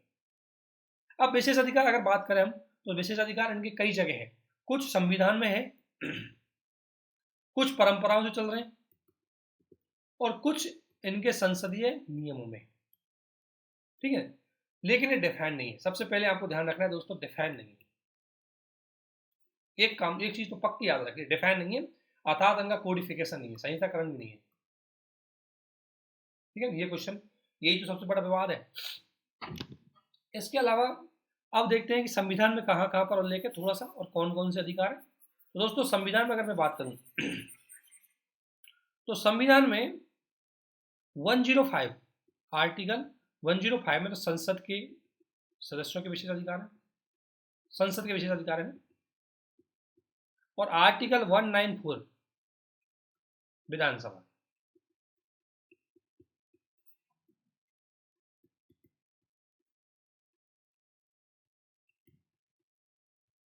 ठीक है, आर्टिकल 194 में विधानसभा के सदस्यों के विशेष अधिकार। ठीक है, तो ये चीज आपको याद रखनी है। ये तो, और अब दो प्रकार से इनके अधिकारों को दिए गए, तो दो प्रकार के अधिकार है दोस्तों, एक तो व्यक्तिगत और एक सामूहिक। व्यक्तिगत का मतलब है कि एमपी को क्या अधिकार है, जो मेंबर ऑफ पार्लियामेंट है, एमएलए है, उनके क्या अधिकार है। और सामूहिक का मतलब है संस्था, यानी कि संसद को क्या अधिकार है, खुद संसद के पास क्या मर्यादा बनाए रखने के लिए अधिकार है, क्या विशेष अधिकार है, वो इसमें आएंगे। तो दो आधारों पर अगर हम देखते हैं, तो अगर व्यक्तिगत अधिकारों पर देखें तो संसद के जो सदस्य होते हैं, एमपी होते हैं, उनको बोलने की खुली स्वतंत्रता होती है। दोस्तों, खुली स्वतंत्रता तो आर्टिकल 19 के अंतर्गत व्यक्तियों को भी दी गई है, लेकिन उस पर तार्किक प्रतिबंध लगाए गए कि कोई व्यक्ति अपनी अभिव्यक्ति इस प्रकार से नहीं कर सकता कि दूसरे की व्यक्ति या हमारे कुछ जो तार्किक जो रेस्ट्रिक्शन है उनका उल्लंघन कर सके। लेकिन अगर संसद के सदस्यों के विशेष अधिकार की बात करें हम, तो उनकी जो स्पीच है, ऑफ एक्सप्रेशन है, फ्रीडम ऑफ एक्सप्रेशन है उसको कोई प्रतिबंध नहीं लगाएंगे। संसद में जो सांसद है वो किसी भी मुद्दे पर किसी भी प्रकार की बहस कर सकते हैं, बोल सकते हैं, लेकिन वो कोई ऐसा, हाँ संसद के अंदर, लेकिन ध्यान रखना ये अधिकार उनको संसद के अंतर्गत मिलेगा। लेकिन हाँ ये चीज और है कि कुछ संसद की मर्यादाएं होती है, उनका उल्लंघन नहीं करना चाहिए, क्योंकि ध्यान रखना संसद की मर्यादा को बनाए रखना भी संसद का खुद एक विशेष अधिकार है, तो कोई बोल के इस विशेष अधिकार का उल्लंघन नहीं कर सकता। हालांकि इनको बोलने की विशेष अधिकार की स्वतंत्रता है, ये बोल सकते हैं, बहस कर सकते हैं, कुछ भी बोल सकते हैं इस प्रकार का, लेकिन ऐसा कुछ नहीं बोलेंगे जो संसद की खुद पार्लियामेंट के विशेष अधिकार का उल्लंघन करे, क्योंकि पार्लियामेंट का विशेष अधिकार यह है कि उसकी गरिमा का कोई हनन ना करे, और अगर कोई एमपी उसी गरिमा का हनन करेगा तो उस पर एक्शन होगा। लेकिन इनको बोलने की स्वतंत्रता व्यक्ति की स्वतंत्रता से ज्यादा दी गई। अर्थात एक केस आया था उसमें बोला गया एक विचार व्यक्ति की स्वतंत्रता और एक एमपी की व्यक्ति की अभिव्यक्ति की स्वतंत्रता, इन दोनों में यदि कॉन्ट्राडिक्शन आया तो किसको वरीयता दी जाएगी, तो सामान्यतः इसमें वरीयता दी जाती है आर्टिकल इसको 105 के अंतर्गत जो एमपीज की अभिव्यक्ति स्वतंत्रता है उसको ज्यादा दी जाएगी। क्यों? क्योंकि एक एमपी खुद नहीं बोल रहा बल्कि वो 20 लाख जनसंख्या बोल रही है, वो जनता की अभिव्यक्ति है, वो कार्यपालिका पर नियंत्रण रखेगा। कार्यपालिका को जवाबदेही बनाए रखने के लिए उसकी अभिव्यक्ति की स्वतंत्रता बहुत जरूरी है। अगर उसको बोलने नहीं दिया जाएगा, बहस में शामिल नहीं करने दिया जाएगा, वो मुद्दों को खुल के नहीं बोलेगा, तो किस बात का वो संसदीय कार्यप्रणाली भाग लेगा। ठीक है, इसलिए इसको विशेष अधिकार दिया गया। दूसरा, अगर कोई, ध्यान रखना इनको जो विशेष अधिकार दिए गए हैं ये समितियों में शामिल होने वाले सदस्यों को भी विशेष अधिकार है। तो अगर इनको कोई बात कहता है, अगर कोई एमपी सदन में या समिति के विरुद्ध कोई बात बोलता है, उस बात को लेकर के उसके विरुद्ध कभी केस नहीं किया जा सकता न्यायपालिका, ध्यान रखना। इसलिए आपने देखा होगा बहुत जगह चप्पल चल रही है, जूते चल रहे हैं, थप्पड़ चल रहे हैं, लेकिन उसके बावजूद भी न्यायपालिका उनके मामले में हस्तक्षेप नहीं कर सकती। हाँ, जो भी कार्रवाई करेगी संसद खुद करेगी, कोई अदर संस्था उसके मामले में हस्तक्षेप नहीं कर सकती, यही उनके विशेष अधिकार। ठीक है ना। इसके अलावा संसद के किसी भी पदाधिकारी सदस्यों के द्वारा सदन के संचालन में कोई कार्रवाई उन्हें न्यायालय के समक्ष, यानी कि ध्यान रखना अगर कोई सदस्य है और उस टाइम सदन की कोई कार्रवाई चल रही है तो ऐसी स्थिति में कोई भी न्यायालय उनको बुला नहीं सकता जब तक कि उसके स्पीकर की परमिशन ना हो, और ना ही उनको गिरफ्तार कर सकता। ये बेसिक से है जो संविधान में लिखे हुए हैं। अब कुछ परंपराओं के आधार पर इनके अधिकार बने हैं, जैसे व्यक्तिगत अधिकार क्या है, ध्यान रखना संविधान में नहीं लिखे हुए हैं ऐसे, संविधान में ऊपर के कोई 2-4 पॉइंट है वो लिखे हुए हैं। ज्यादातर जो परंपराएं चल रही है कि पहले ऐसे होता था अब भी ऐसा हो रहा है, तो कौन कौन से हैं? तो सबसे पहले विशेष अधिकार यानी कि एमपीज को देखते हैं कि एमपी या एमएलए के क्या व्यक्तिगत अधिकार है।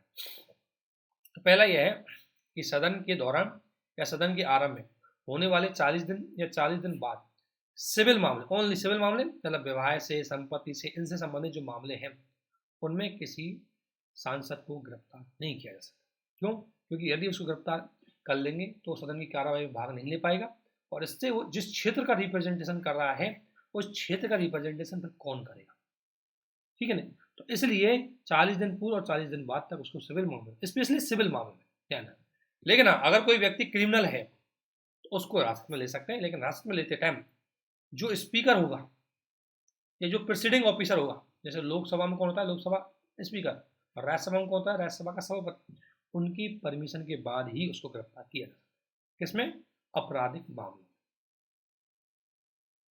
इसके बाद यदि हम अगला पॉइंट देखें, सदन के सदस्य अधिकारी की अनुमति के बिना सदन की कार्रवाई, ध्यान रखना कोई भी डॉक्यूमेंट या कोई भी कार्रवाई जो पार्लियामेंट के अंतर्गत होती है या विधानसभा में होती है, उसका कोई भी डॉक्यूमेंट बिना पार्लियामेंट की सहमति से किसी न्यायालय में प्रेजेंट नहीं किया जा सकता किसी भी सबूत के तौर पर। ध्यान रखना तो कितना बड़ी पावर है, यानी कि न्यायपालिका संसद के मामले में हस्तक्षेप नहीं कर सकती। तो यही तो सेपरेशन ऑफ पावर है, यही तो हमारा चेक एंड बैलेंस है, तो नियंत्रण एवं संतुलन यही तो है कि न्यायपालिका इस मामले में संसद को पूरी तरह किसी भी मामले में हस्तक्षेप नहीं कर सकती। यही इनकी विशेष अधिकार है। और सांसद है उनको न्यायपालिका, ध्यान रखना किसी भी एमपी को किसी मुद्दे के लिए जो मुद्दा सार्वजनिक है और उस मुद्दे में वो एमपी होने के नाते उसको गवाह देने के लिए नहीं बुलाया जाए। हाँ, अगर मान लो एक्स नाम का व्यक्ति एमपी है तो उसको किसी सार्वजनिक मुद्दे में गवाह देने के लिए नहीं बुलाया जाएगा, लेकिन से कोई व्यक्तिगत केस है उसमें तो जा सकता है, खुद का पर्सनल केस में जा सकता है, लेकिन हाँ सांसद होने के नाते उसको कभी नहीं बुलाया जा सकता। सांसद होने के नाते कभी भी किसी भी स्थिति में जो पार्लियामेंट्री मेंबर है उसको एमपीज के तौर पर कभी किसी न्यायपालिका में गवाह के तौर पर नहीं बुलाया, उसको छूट है। ये तो है उसके खुद के अधिकार। अब संसद के खुद के अधिकार है। संसद क्या है कि लोकसभा स्पीकर या राज्यसभा का स्पीकर है, राज्यसभा का जो चेयरमैन है, उसकी सहमति के बिना सदन के परिसर में कोई आ नहीं सकता। उसकी सहमति के बिना सदन के परिसर से किसी व्यक्ति को कोई गिरफ्तार नहीं कर सकता। उसको फुल पावर है, उसकी सहमति से कुछ नहीं था। उसकी सहमति के बिना सदन में होने वाली कार्रवाई को कोई प्रकाशित नहीं कर सकता। ठीक है। लोकसभा अध्यक्ष के द्वारा कोई भी गोपनीय कार्रवाई आयोजित की जा सकती है, सीक्रेट मीटिंग हो सकती है, उनको अधिकार है, कोई कुछ नहीं बोल सकता, वहां राइट टू इन्फॉर्मेशन का एक्ट लागू नहीं होता। ठीक है। और संसद को विशेष अधिकारों का हनन के मामले में ध्यान रखना दंडित करने का भी अधिकार है। इसके एग्जाम्पल भी है, बहुत सारे एग्जाम्पल। अगर आप गूगल पे सर्च करेंगे तो संसद विशेष अधिकारों का उल्लंघन करने वाले एग्जाम्पल बताए, 3-4 एग्जाम्पल आ जाएंगे। एक इंदिरा गांधी के टाइम का भी है। एक कर्नाटक की विधानसभा में क्या हुआ था कि एक मीडिया वाले ने कुछ बोला था तो वहाँ की विधानसभा ने उसको बुला लिया था। ठीक है। तो ऐसा नहीं है कुछ मतलब मीडिया वाला संसद के बारे में या विधानसभा के बारे में कुछ बोल दे, अगर उसके बोल दिया तो संसद को अधिकार है वो उसको दंड कर सकते हैं अपने लेवल से। अब दोस्तों मान लें कि संसद के अधिकार तो है, लेकिन इनकी प्रक्रिया क्या है कि उल्लंघन हो जाए। तो दोस्तों अगर ध्यान रखना, संसद के अधिकार है, इनको उल्लंघन एक तो खुद एमपी भी कर सकते हैं, उनको अधिकार तो है लेकिन खुद भी तो उल्लंघन कर सकते हैं। मान लें कि संसद है, पार्लियामेंट का ये अधिकार है कि उसकी कार्रवाई कोई बाहर प्रेषित नहीं कर सकता, किसी एमपी ने जाके बोल दी तो उल्लंघन हो गया। इसलिए यह मान लें संसद के अधिकार है उसकी मर्यादा को बनाए रखे। अब कोई एमपी वहाँ टेबल कुर्सी फेंक रहा है उस पर तो उल्लंघन मानेगी संसद। तो ये संसद पर डिपेंड करता है कि एमपीज को अपने व्यक्तियों को अपने मंत्रियों पर भी कार्रवाई कर सकती है। तो कोई एमपी भी कर सकता है, कोई मंत्री भी कर सकता है इनका उल्लंघन, और आम जन भी कर सकता है, मीडिया भी कर सकता है, बाहर के लोग भी कर सकते हैं। ठीक है। तो ये व्यक्ति अगर उल्लंघन करेंगे, सबसे पहले उल्लंघन होगा। उल्लंघन होने के बाद एक विशेष अधिकारों की समिति होती है, उसके पास मामला जाएगा। विशेष अधिकारियों की समिति जिसमें संसद के सदस्य शामिल होते हैं, ये डिसाइड करेगी इस पर क्या कार्रवाई करनी है। हो सकता है कि ये भी अपना डिसीजन खुद दे देती है, लेकिन ये ज़्यादातर डिसीजन नहीं देती, इसको देती है ये पीठासीन अधिकारी, लोकसभा में लोकसभा अध्यक्ष और राज्यसभा में राज्यसभा सभापति की बात भेजिए कि ये मामला है, इस पर डिसीजन देना है। तो स्पीकर है वो इसका डिसीजन फिर देता है, और उसको क्या दंड देना है, क्या करना है, वो खुद करता है। तो ये है इसकी बेसिक सी कार्रवाई की प्रणाली। लेकिन दोस्तों एक क्वेश्चन यही आता है, एक होता है विशेष अधिकारों का हनन और एक होता है संसद की कंटेम्प्ट ऑफ लॉ। दो चीजें कि संसद की अवमानना और एक विशेष अधिकार का हनन। तो सुप्रीम संसद तो कहती है कि दोनों ही एक है। संसद के मानना है कि अगर कोई संसदीय अवमानना का उल्लंघन कर रहा है तो इसका मतलब विशेष अधिकार का भी उल्लंघन है। लेकिन सुप्रीम कोर्ट बोल रहा है कि दोनों अलग अलग है।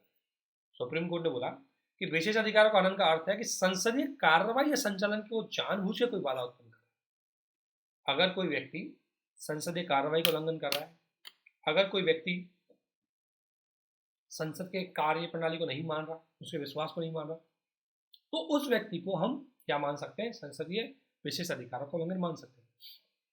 लेकिन अगर कोई व्यक्ति कोई सांसद के विरुद्ध में बोलता है, और सही है जनता को अपने सांसद के विरुद्ध बोलने का पूरा अधिकार है, तो उसको संसदीय विशेष अधिकार का उल्लंघन नहीं माना जाएगा। ये बात सुप्रीम कोर्ट ने बोली।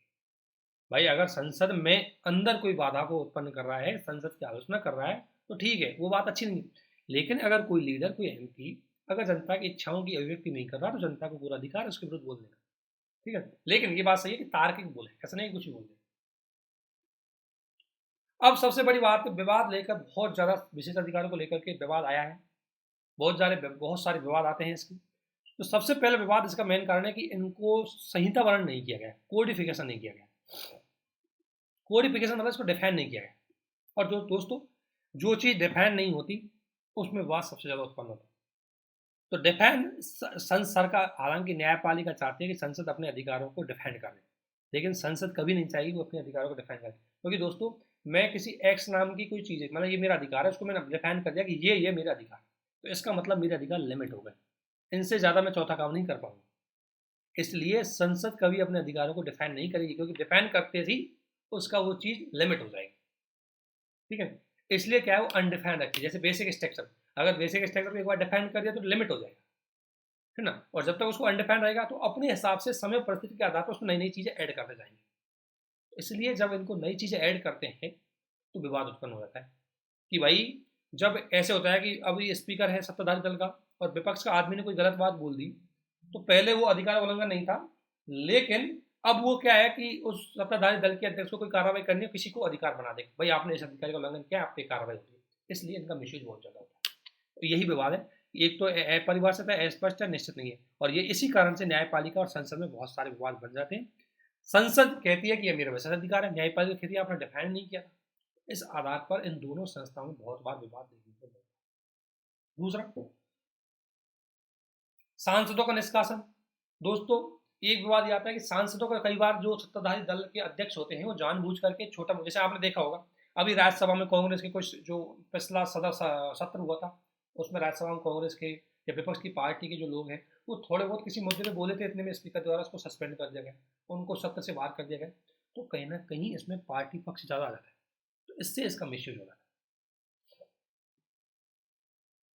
और आप कम से कम निष्कासन तो मत करो। अगर आप किसी संसद को, सदन को निष्कासित कर देते हैं किसी सदस्य को, अगर कोई कार्रवाई करके, क्योंकि ध्यान रखना विशेष अधिकार का उल्लंघन सदन के सदस्यों को भी लगता है, और अगर कोई सदस्य ने उल्लंघन किया तो स्पीकर उस पर कार्रवाई करके उसको हटा देगा। इससे क्या होगा कि वो सदस्य जिस क्षेत्र का रिप्रेजेंटेशन कर रहा है उसकी आवाज फिर कौन रखेगा, इसलिए। इसके अलावा गैर निर्वाचित सदस्य। दोस्तों, एक बड़ी बात है, यदि कोई मंत्री गैर निर्वाचित मंत्री है तो उसको विशेष अधिकार नहीं है। देखो, ये बात सही है कि मंत्री है, हमारे यहाँ मंत्री है कि आपको जरूरी नहीं है कि लोकसभा या राज्यसभा का सदस्य हो, आप डायरेक्ट भी मंत्री बन सकते हैं, ठीक है ना। वो तो है कि 6 महीने के अंतर्गत आपको किसी न किसी सदन की सदस्यता लेनी पड़े। अब कोई मान लो एक्स नाम का व्यक्ति किसी भी सदस्य चुनाव नहीं जीता और डायरेक्ट क्या बन गया, मिनिस्टर बन गया। क्यों? क्योंकि वो निर्वाचित नहीं है, उस टाइम उसको कोई विशेष अधिकार प्राप्त नहीं। लेकिन अगर कोई मनोनीत व्यक्ति है, अब दोस्तों मनोनीत व्यक्ति को भी आप विशेष अधिकार दे रहे हैं, तो ये भी बात सही नहीं है।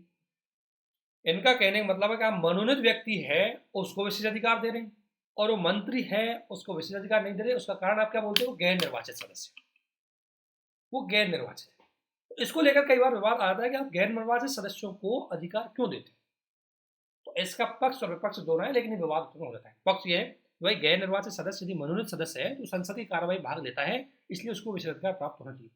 लेकिन देखते थे कि कौन सी जनता का रिप्रेजेंटेशन करता है, तो ये एक विवाद इनका बना रहता है कि गैर निर्वाचित सदस्यों को हमें देना चाहिए नहीं देना चाहिए। इसके बाद भ्रष्टाचार और विशेष अधिकार। दोस्तों, ये एक बड़ी चीज है। इसमें क्या होता है,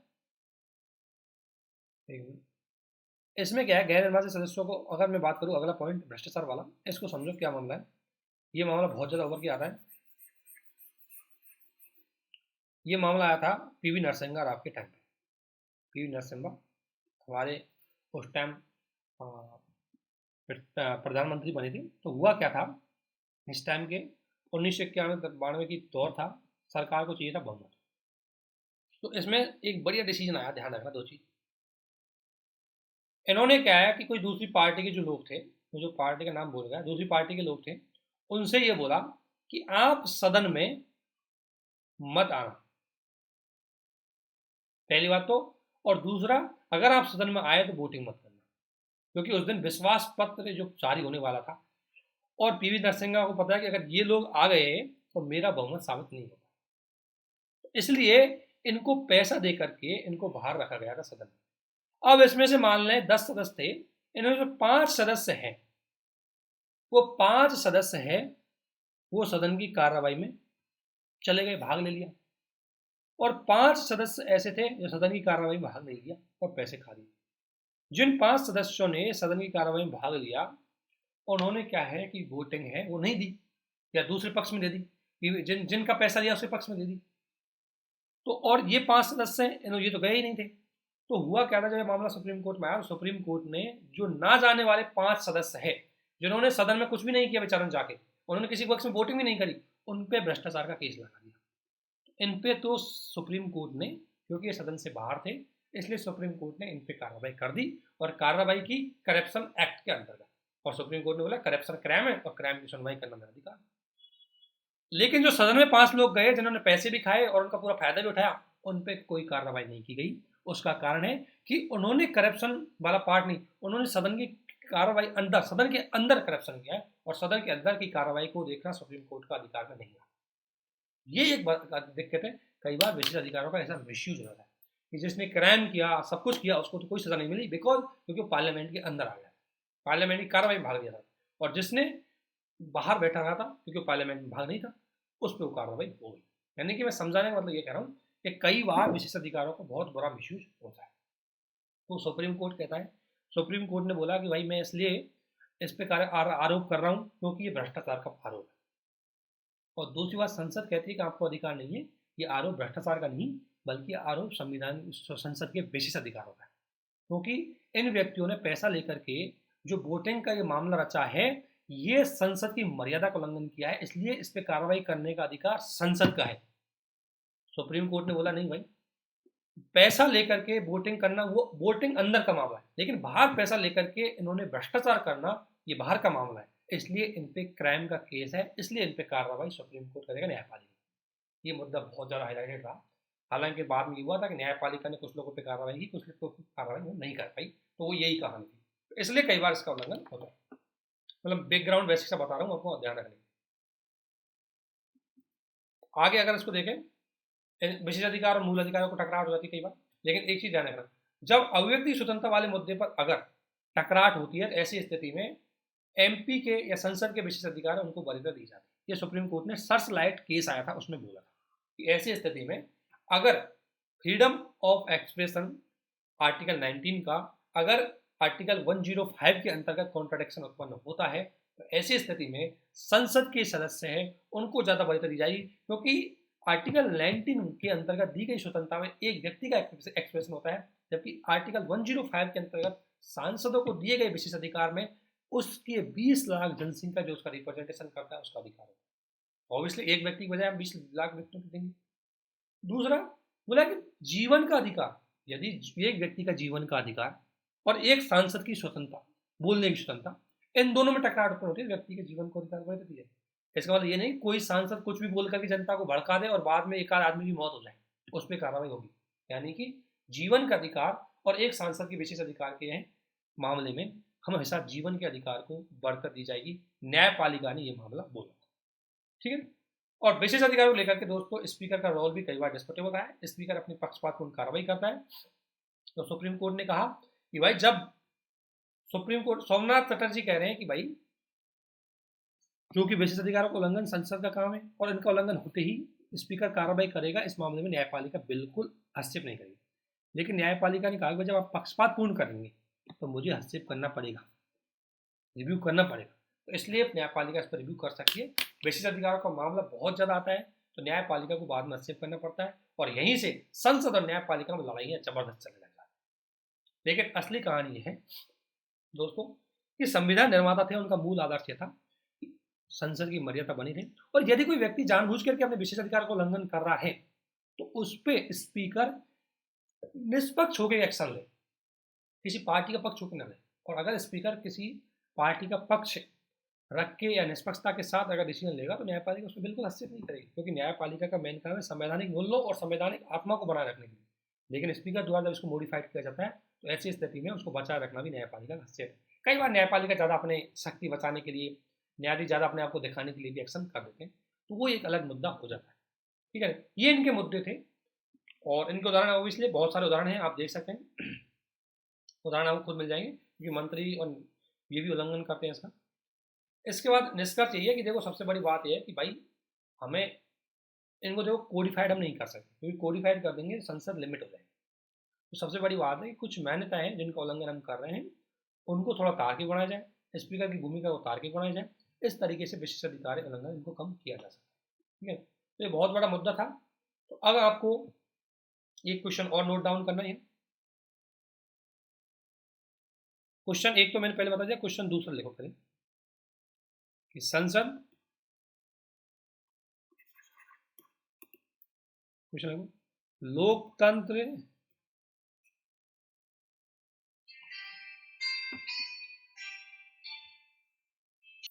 तो क्वेश्चन ये था जो मैं लिखा रहा हूं, लोकतंत्र में संसद समाज को प्रतिबिंब ये है उदाहरण समझा। इसका क्वेश्चन का आंसर मैंने बता दिया है। अब आप देखेंगे कितना समझ पाए तो इसको अच्छे से। यानी कि लोकतंत्र में संसद समाज को प्रतिबिंब करते हैं, समाज का आईना है। कैसे भी समझ सकते हैं, तो वो कैसे करते हैं वो देखना है आपको, उसको समझाना है एग्जाम्पल से। इसमें आपको समाज के बारे में बताना है कि लिंग व्यवस्था, जाति व्यवस्था, प्रोफेशनल, सामाजिक दृष्टिकोण, शैक्षणिक दृष्टिकोण, कैसे कैसे हमारी संसद बता रही है उसको बताना है। सेकेंड क्वेश्चन नंबर एक अगला जो आपको दिया जा रहा है, दोस्तों जो भी हमारे इस वीडियो को देख रहे हैं उनसे रिक्वेस्ट है कि इन पर क्वेश्चन लेके हमारे ग्रुप में शेयर किया जाए। हमारे चैनल को शेयर सब्सक्राइब करें, डेफिनेटली आपको हेल्पफुल रहेगा। जितना टाइम हमें मिल पाता है उतना टाइम में वीडियो बना रहे हैं, क्योंकि मुझे ऑफिस का काम भी करना पड़ता है। तो इसकी वजह से काफ़ी चीज़ें जो आपके लिए हेल्पफुल रहेगी, लेकिन देख के देखिए जो देखेगा उसको फायदा होगा, जो नहीं देखेगा उसको तो क्या फायदा होगा ऑब्वियसली। बाकी तो आपकी इच्छा है अभी। तो अगला क्वेश्चन है वो है विशेष अधिकार को लेकर कि संसदीय विशेषाधिकार, संसदीय, थोड़ा घुमा देता हूं उसको, शासन के आधार स्तंभ है संविधान। इनको समझने के आलोचना का परीक्षण कीजिए।